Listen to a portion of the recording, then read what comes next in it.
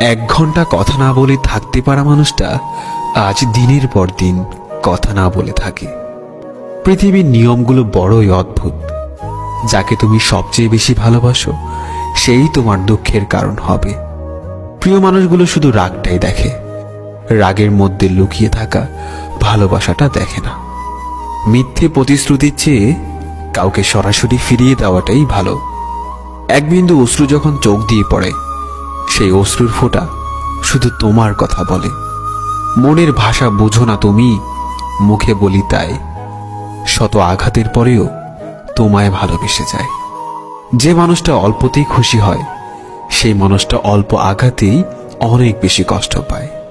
কিছু কথা বলা বাকি ছিল, আর হয়তো কোনোদিন বলা হবে না। ভালোবাসলেই কি তাকে পেতে হবে? থাকুক না সে দূরে তার মতো করে। কেউ না চেয়ে পেয়ে যায় বারবার, আর কেউ হাজার চেয়েও পায় না। কাঁদতে পারার চেয়ে কাঁদতে না পারার যন্ত্রণাটা বেশি ভয়ঙ্কর। হয়তো তোমায় পাবো এই আশা নিয়ে এখনো অপেক্ষায় থাকি। শূন্যতা অনুভব করা যদি ভালোবাসা হয়, তাহলে আমি তোমাকে প্রতিটি মুহূর্তে ভালোবাসি। সত্যিকারের ভালোবাসাগুলো কখনোই সঠিক মর্যাদা পায় না।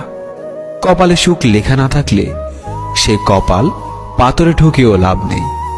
এতে কপাল যথেষ্টই ফলে, কিন্তু ভাগ্য একটুও ফলে না। অনেকক্ষণ রাগ করে বসে থাকার পর মনে পড়ল, আমার তো রাগ ভাঙানোর মতো কেউ নেই। দুনিয়াতে সবাই তোমাকে কষ্ট দেবে। তোমাকে শুধু এমন একজনকে খুঁজে নিতে হবে যার দেয়া কষ্ট তুমি সহ্য করতে পারবে। প্রতিটা মানুষেরই কোথাও না কোথাও দুর্বলতা থাকে। আমার দুর্বলতা হচ্ছে তুমি। যেখানে নিজের মূল্য নেই, সেখান থেকে কষ্ট হলেও নিজেকে সরিয়ে নেওয়াটাই উত্তম। ভালো থাকে কিংবা খারাপ থাকি, মানিয়ে নেওয়াটা চরমভাবে শিখে গেছি আলহামদুলিল্লাহ। আমি ছিঁড়ে ফেলেছি ডায়েরির পাতা, যেখানে লেখা ছিল হাজারো স্বপ্নের কথা। শুধু ছিঁড়তে পারিনি আমার মনের পাতা, যেখানে জমা আছে অনেক ব্যথা।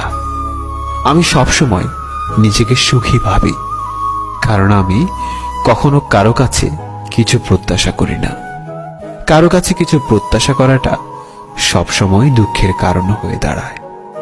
হাসতে ভুলে যাইনি, শুধু বাস্তবতাকে বুঝতে শিখে গেছি।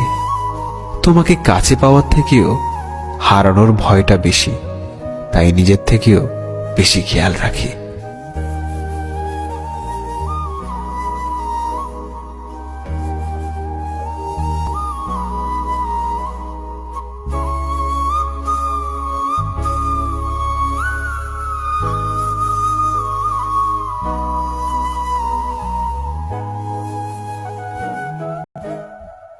এক ঘন্টা কথা না বলে